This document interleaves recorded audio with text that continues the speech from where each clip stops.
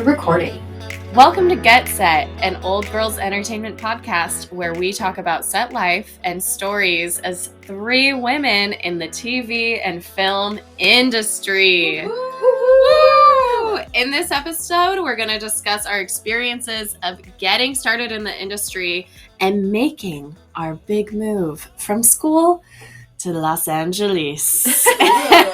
We are three women with three separate experiences, but we have a few core things in common that we would like to share. Monique, start us off, baby. Ooh, here we go. Okay, so if you listened to our intro, episode 1, you know I'm born and raised in LA. So after I graduated college, I moved back in with my parents. Yeah! As you do. As one does. Which is, by the way, a core thing that we also have in common. And whether we like it or not. Yeah, and I mean, I'm so grateful they live in my market. LA is my market. Yeah. They are 100% supportive. It wasn't even a question. I told them, I'm like, oh, maybe I'll, find a place with some people. And they're like, you're stupid. Stay here rent free and live with us and save your money for your craft. Yeah, and I was that's like, awesome. but I was just living on my own in college. I don't want to do my own thing. But Mhm. they were right. 100% they were right. Wow, we should invite them in. And our guest speaker today, Monique's parents. Repeat that last line. That's okay, we've said it. They know. But yeah, I'm so grateful. I graduated Cal State Fullerton University with my BFA degree in acting. So again, that was very close to LA. 40 minutes, no traffic, 3 hours with traffic. Oh. By the time I had moved back home, I really wanted my resume to already reflect that I was working before I started, really hitting the ground running after graduation. So I did a couple short films while I was in college with... What year did you graduate, by the way? Ooh, I'm a millennial. I'm actually not sure that I want to say what year I graduated because it ages me. Though. Definitely pre-pandemic. Because I 1974. She graduated in 1974. I graduated before the start of quite a few years before the start of the pandemic. Okay. So when I entered the workforce, it was not during the pandemic. It was definitely pre-pandemic. By the time I graduated, I had already set up all of my actor profiles. Actors Access was set up, LA Casting, which is now called Casting Networks, Casting Frontier. I was already in the habit of submitting for auditions every day. So it wasn't really a transition in that way. I was just a lot closer, living in Hollywood than I was, living in Fullerton. So my auditions were 10 minutes away, but I'd leave the house 30 minutes early because you got to do parking. Everything's 30 minutes in LA. Everything. If it's 10 minutes, it's 30 minutes. Just get there, find your parking spot, and then just work your audition or just breathe, whatever you got to do. I also had an agent immediately after graduating college because my BFA class, we did a showcase in LA. We invited managers and agents. And I mean, it was a lower level agent. She was, my first agent. She didn't have a big roster, but I, booked a few things through her. I booked my highest paying VO job through her because voiceover pays very well. And when it was time to move on, I did, but I was grateful to have her, starting out. I had like an advocate in my corner right after graduation, which was great. Couple things, living in my parents' house in my childhood room, I definitely, looking back on it, my self-tape setup was definitely nowhere near what it is now. And so I was really crushing it for in the room auditions, but really struggling when I got self-tapes. And now, even before the pandemic, I really perfected it because I found an acting class that specifically catered to auditions and self-tapes and getting in the room and what to do. And so I will say after graduating, I was super mad about the question, like, oh, where are you studying? It's like, I just spent all this money and got a BFA degree in acting and I'm in the top of my class. And what do you mean, where am I studying? I just got all this training. Yeah. Well, and really. Because your BFA taught you acting, but there's other parts of acting, like you're saying, auditioning, that's just as important so you can actually get the jobs. Absolutely. That you hadn't quite perfected yet. Absolutely. And finding the right class for you or for me in LA was crucial because I went to a couple and it just wasn't up to par. I was like, I was just trained by this instructor who trained at the Moscow Art Theater, and now I'm going to class and these bitches are hungover and not taking this scene work serious. And I'm just like, I don't want to spend money to watch trash and to not get to work and for people Say it like it is. And for people to not take this seriously. Yeah. It's just not fair. And a lot of the times it's like 3 hours and you get like 4 minutes on stage. Right. It is like that. And so I was so fortunate that I think I found it on LA Casting, this workshop for this acting studio. They are no longer operating because all of the people operating it are working actors and they're killing it. But the coach that I had, Lilac Mandelovich, is a wonderful audition coach. And I learned this audition process, how to break down scripts, how to break down who this character is. And it was so structured, which really catered to the way in which I like to learn. And so that would be a big piece of advice. Like, you got to be studying somewhere. You got to keep your tools sharp. And it might take you a few tries to find the class that's right for you, for those actors out there. So while you had some privilege of like being able to live at home and be close, your at-home setup wasn't up to par. And you were like for where, you know, you wish it could be, or like how comfortable. And then there was a learning curve in terms of realizing like you do have to always keep your skills sharp. And you're paying for resumes, you're paying for your classes, like depending on what those classes are, and finding the right class for you. It costs money and it costs your time. Yeah. Another thing I learned that was super crucial about taking meetings with representation when I went to go find my second agent, I had a big meeting with an A-list commercial rep that I'm still, you know, one day I'm going to get back into that room. And I mean, my reps are great now, so I'm super happy. But I got this referral from someone and I came dressed to this audition how I would dress for a theater college audition. So I was in heels. I was in a nice dress, a blue dress, because it made my eyes pop. But the main feedback that I got from them after the meeting was just like, even by the way you dressed, we knew you were too green and not ready to be on our roster. Because you go in dressing like a businesswoman for a nice meeting, but, you know, people in your market are dressed in boots and skinny jeans and, you know, a tank top and a flannel over it. Like, because they're looking for you to be a commercial actor. They're looking for, they want to see you and they want to be like, this is how we're going to book you. I don't know how I'm going to book you just basing off of your look and basing off of your headshot because you're not dressed to your market. Yeah. And so next headshots I did, I hired a wardrobe consultant. I have a whole setup of how I take auditions now and of how I gather information of how people see me in roles. And then being on the opposite side, because Monique auditioned for myself and Hannah to be part of our short film chapters, and she got the lead role. I mean, we auditioned a handful of people. It wasn't like a ton because we knew it was during COVID. We knew we wanted to like work with someone we already knew. And you were the only one that showed up in red lips. And that's something that's very distinct about the character. She had red lipstick on, which not necessarily everyone needs to like have. If you don't have red lipstick, like whatever, but it definitely showed a certain amount of like, for me being a small time director and like trying to find someone, like you had thoughts and interesting things to say about the piece. You showed up looking the part, which was very obvious in the script as to like what she was, you know, that's like a very key point, a characterization of her. And so that just showed me, if nothing else, how much you cared and wanted the role. And I mean, you were perfect for the role too. You made it your own and it was like one of those things. But I think above all else, I was like, oh, like, she read serious. The script. Well, and she's serious about it. She knows, she was like, and especially like for very being so. Small, like having it be such a small production and a passion project, it's like you want people who give a shit about it. Like, you know, pay attention to the small details. And that comes from me finding that class and being so meticulous with the breakdown of the script. Something that I did learn later on that I would tell people, you know, moving to LA or right after school or whatever your path is whatever your connections are, talk to them regularly and call upon them, even if keep trying to grow those connections. And yes, and even if like you're new people and nurturing the past. Yeah, and just Absolutely. reach out and say hi to people. even if you guys are bartending together, Yeah, or you're working at Trader Joe's together, or you're PAing together, like it's just my resume.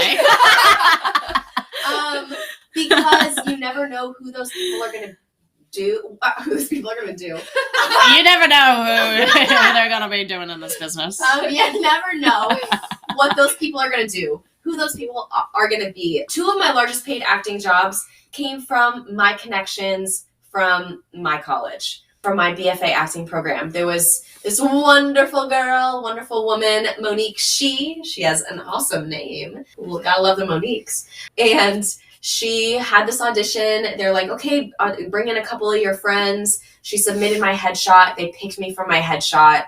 And we were in a big national union commercial together. And that has been my highest paid gig. And it's because she thought of me and emailed along my headshot and resume. Had I not, I literally reached out to Monique because we had the same name. We didn't go to college together. She graduated like years after me.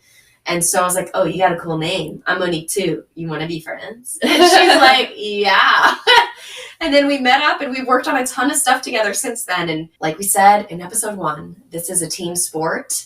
Tell people that you are a writer, director, actor. Tell people that that's who you are. So you are top of mind, that you are a creative that they can go to, and vice versa. Mm-hmm. Yeah. What about you, Jess?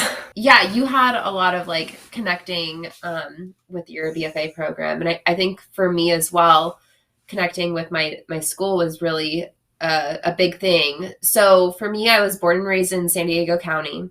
And then I went up to school at San Francisco State University in SF, where I double majored. But it didn't really go as planned because February 2020, a little thing called the pandemic hit. And I graduated in May 2020. So in the thick of it. In the thick of it. Into the thick of it? Yeah. So the thick of it.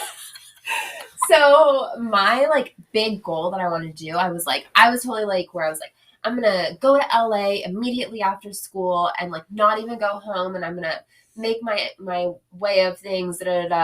But during school, I actually moved back home because everything went on Zoom. We didn't know how safe it was. And I didn't have my own car or anything like that. So I would have to rely on public transportation. And since at the time we really had no idea what the beep was going on, I went home to my mom's and I stayed there until I graduated. And then even after that, and during that, like obviously things were different, but I still used the momentum and hit the ground running, which I think is like something we all did, but I hit the ground running, but in a different way, in a way that I was able to, because there were things I was not able to do. Because obviously as I was coming into the industry, it was shutting down. So that wasn't really like getting jobs right away was not an option. You had to network first because there was nothing else you could do. Yeah, absolutely. So what I did is, one, I stayed connected as much as I possibly could with my friends from school. I got with 2 other women,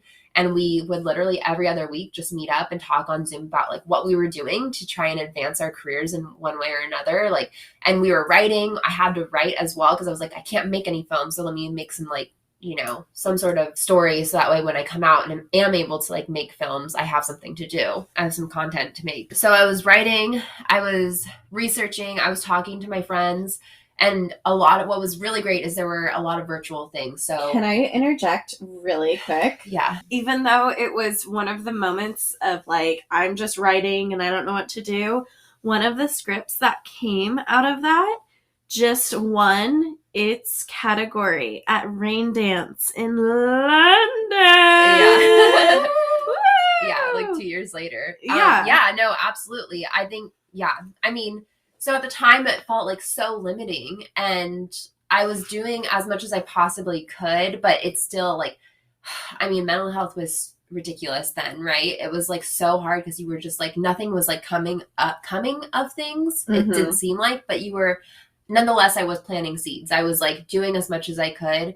I went to a virtual network that like the Women's Weekend Challenge was putting on, which they don't think they do anymore because we're out of the pandemic. But that's where I met Charlotte, which then made me meet Monique through that. I was still keeping in contact with student run group that I had started, which Hannah was the treasurer at that point. One thing that actually got me my first like really big PA job, there was a DKA, I don't know exactly what their name's called, but it's like Delta Kappa Alpha. Okay. Pretty sure. Yeah, it's like a cinema fraternity, all gender fraternity that they had at San Francisco State, which I was not a part of, but they were like opening, like they were like having an alma or alumni like come back and talk about like what it's like in the industry. And so I went to that like via Zoom, and she was an AD, an assistant director, and she was talking about like all the things PAs do, blah, blah, blah, like whatever. And I kind of hit her up immediately afterwards.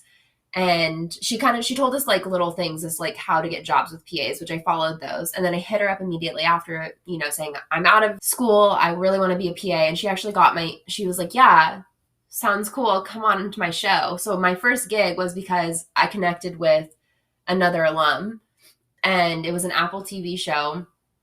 And I did just a few days on it. I just day played for a few days during like November 2020, during the thick of all of it. And then it like shut down for a little bit because it had a, what is it, not an infestation, but like a breakout. It had a breakout.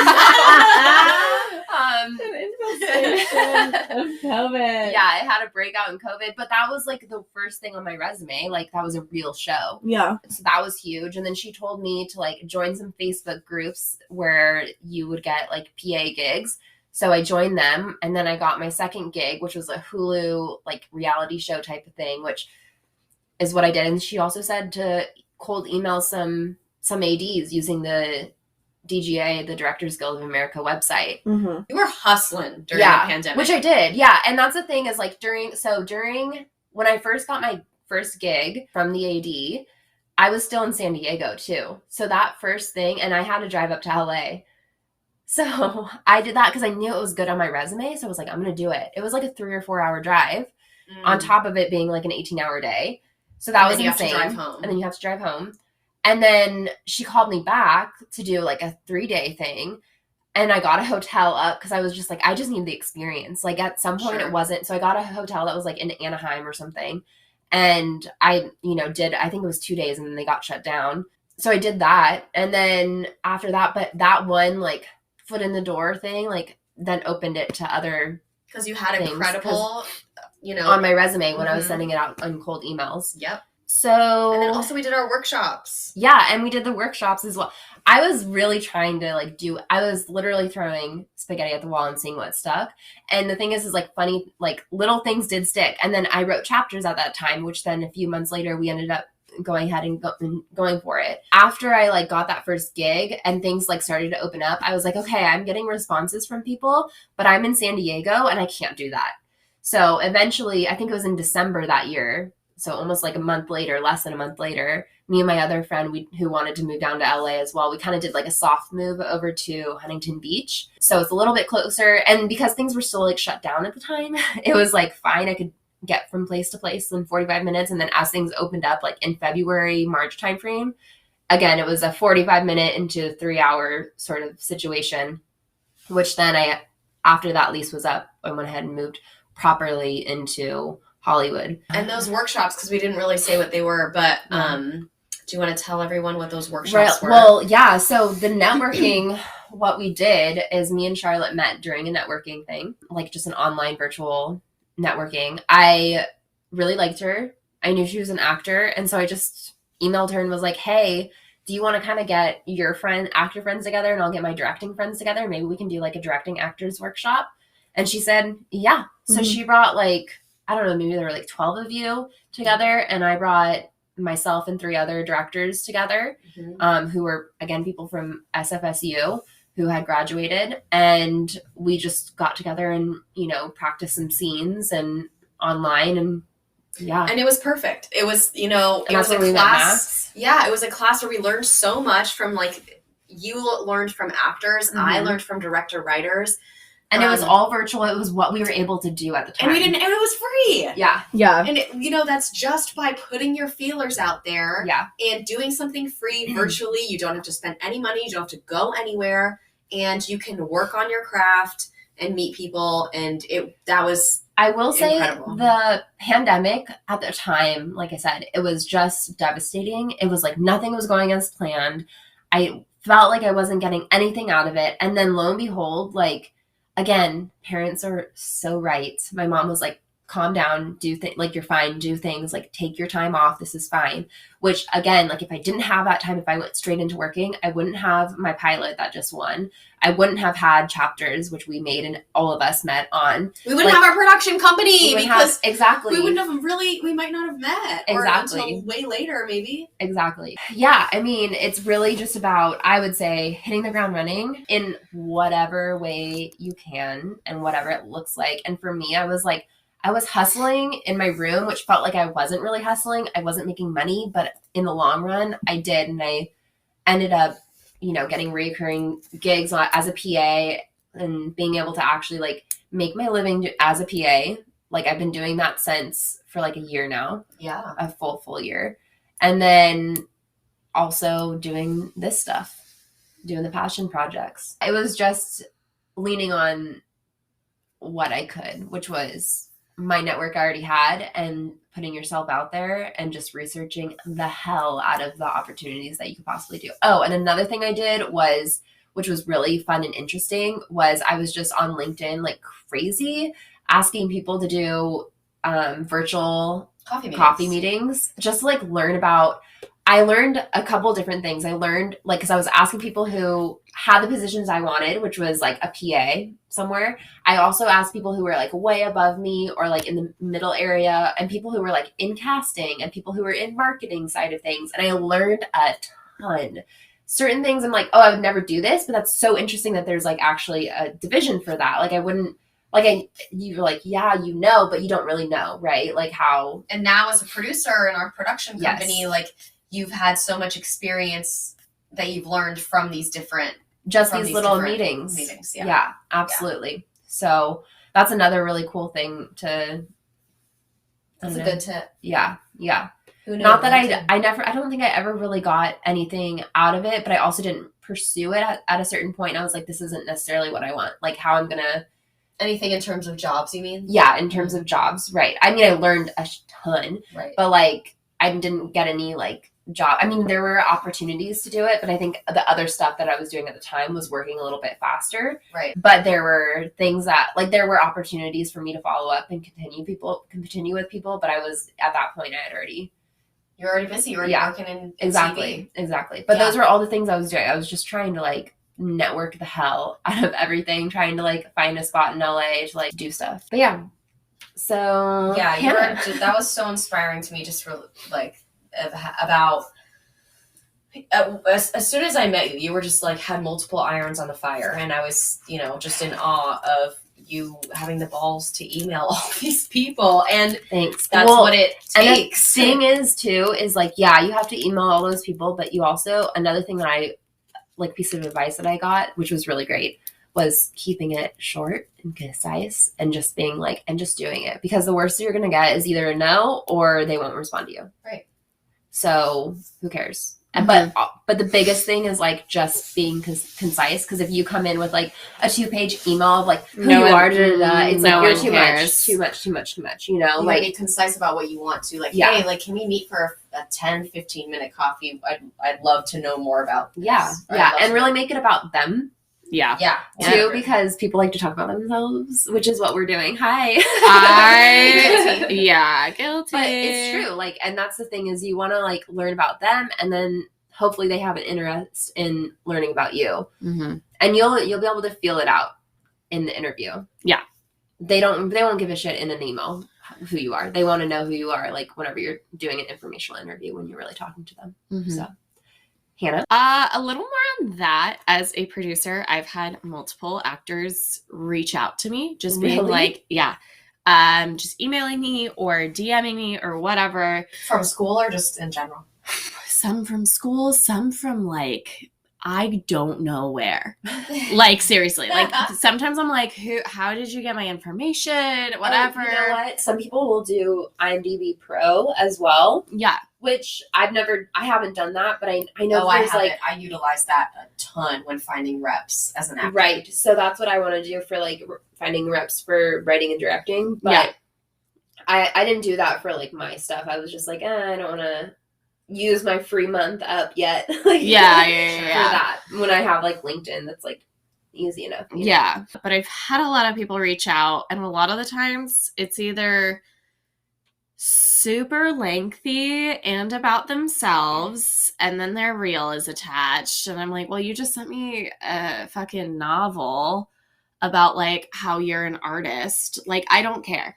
Like, I don't care. I like meeting new people and I enjoy that information, but like, keep it short. And then like at some point I might be like, oh, someone emailed me and I need new actors.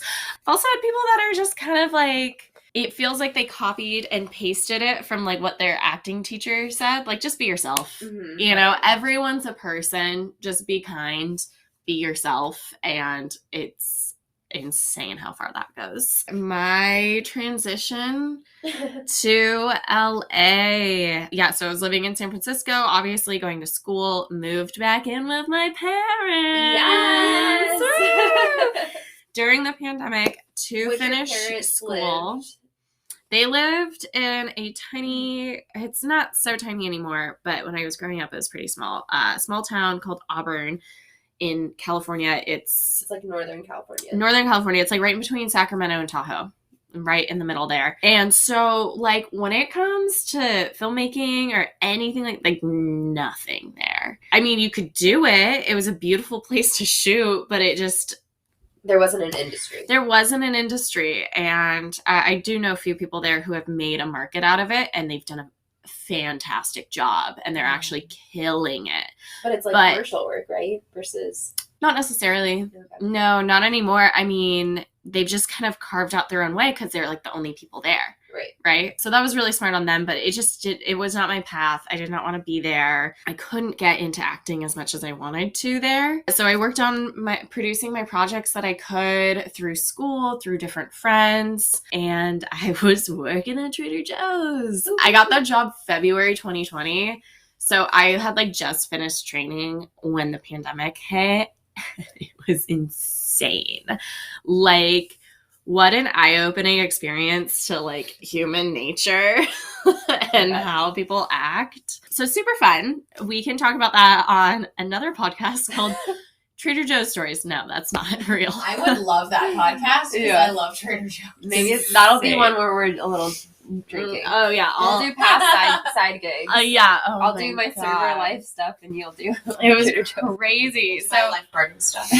I worked there. I graduated. I stayed with my parents. I lived with another friend for a bit, but mostly just stayed in that area until my good friend that I had used as a PA and a producer before on my own projects, he recommended me for a job he couldn't take. And it was a remote call producer PA position. So it was kind of like a talent PA, but it was for a live event and it was remote. So I did it through Zoom and I was kind of like the talent liaison and I would count them down to go on. And so it was this big corporate event and I did it. And the next day, the CEO of the company that put it on called me. And he was like, hey, I need an assistant. What's your job? Blah, blah, blah, blah. And I was like, I'm in. They're based in Burbank. And Moving to LA, baby. moving to LA. So I did that job remotely for maybe like 3 months, 4 months or so. Oh, a decent amount of time. Yeah. It was I thought definitely. you moved here immediately. No, it was a chunk. And I would drive down here. I would stay with Jessica. I'd apartment hunt and I would work. And then I'd go back up. And I did that a couple Twice, times, right? like 2 or 3 times. And it was really crazy. It was crazy because all of a sudden I was like, whoa, I'm actually moving towards this goal, something that kind of seemed out of reach for a really long time. And so I moved down here in March of 2022 and it's already changed so much and I met so many people. I started working at that job and I quit a few months into it because I wasn't getting the experience I wanted. I was getting other opportunities that I really wanted that I couldn't take because of this job. It was full time and it was very stressful and it just wasn't the right fit. I was basically a production/studio manager for this place. So it was a good title. It was a good job, but it wasn't conducive to what I wanted. Well, and it was live stuff, right? It wasn't necessarily... Right. And that's the thing. It was live, but it was also digital content and a lot of like YouTube, and it dealt with a lot of like video game stuff. And so it it's like wasn't the, like, stuff, television, film, yeah, commercial stuff that you were wanting to like, get your hands exactly. I would absolutely love to do live again, but like news and talk shows and stuff like that. Right. I don't really like this whole other like digital world of like live through like streaming. Yeah. Right. So it's just a totally different, it's similar, but it's not, super different world. And that's what they focused on. And I just I wasn't meeting anyone. I had to work so much and we weren't putting on the productions I thought we would. And so I was meeting nobody. And I was like, I'm in LA. Like, I'm finally here. And I just feel stressed out, like sick as a dog all the time.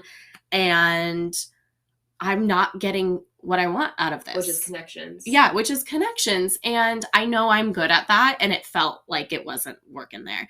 So I moved on. And thankfully, Jessica, I have to sing a lot of praise to her. She gave me my first like real professional PA gig. And I did it and I killed it. And it was a commercial with a very, very famous pop star, might I add. So that was insane. I'm very jealous about, but it was crazy. Because they don't tell you who you're going to work with before you get the job. And it was a shock. But since then, that is a commercial production, they're not a company, but a group that I work with a lot and I've consistently worked with and I really love. And I've done that and I've started serving again and I've met more people doing that and serving at my restaurant because my restaurant has pretty big players that come in and out of it that I get to meet and talk to and just like hang out with, that I feel like that's accelerated me 10 times faster than if I stayed at like, oh, it's a safe full-time job, first real, quote unquote, real job out of college. And so, yeah, now it's like, okay, I PA'd this and this TV show and these commercials, and I'm still allowed the time, because I'm not doing PA full-time, I'm still allowed the time to do my acting and to work that out and do my stand-up and do my writing and take my classes. You know, how you were talking about, you have to stay sharp. Yeah. And take those acting classes, take those writing classes. I just finished a sketch writing class that I absolutely loved. It was so much fun. The Groundlings, shout out. Nice. Best. Love it there. I would just say trust your gut, even if it feels like the quote unquote right decision, like it's a safe job or whatever. If you really feel like there's something beyond it that will better you more, even if it's like you're gonna have to like hustle a little more, go for it. Do it. Go be happy and have fun. And that's gonna show through and that's gonna help your connections. Yeah. Right? And you don't also want to be tied to something that you don't believe in that could damage your name too. Yeah. I also want to say, like, just wrapping up the episode as well, is we all had like 3 different experiences. We're all going for 3 different things as well. Like, you know, I want to do writing, directing, acting, producing, stand up. Like, we're all doing different things and wanting to go different ways. And yet we all used, because the thing is like, while we were in school, we were working. Like, we were working our stuff. We were making our connections. We were like trying to like excel ourselves. Like, we were doing our stuff, our networking, all of it in school. And we just used that momentum to catapult us in any type of way we could at any, you know, into the industry. And I mean, it takes a minute, it takes a while, when it feels like you're not doing, like nothing's coming of it, you're actually like, if you keep putting an effort, eventually the seeds, like I said, the seeds are planted and things will either grow or not grow. But the more things you do, the more things will come. It might not be where you expect, but that's just like all of life. It's always going to come out from somewhere you're like, what? Yeah. There's no like right way. Not at all. Yeah. I'm sure there's wrong ways. I feel like there's definitely wrong ways. There's Send a novel wrong to ways. people like give me a job, but there's not a right way. Like there's no like one straight path. The end. No, but that's kind of how we all got here and how we were all able to start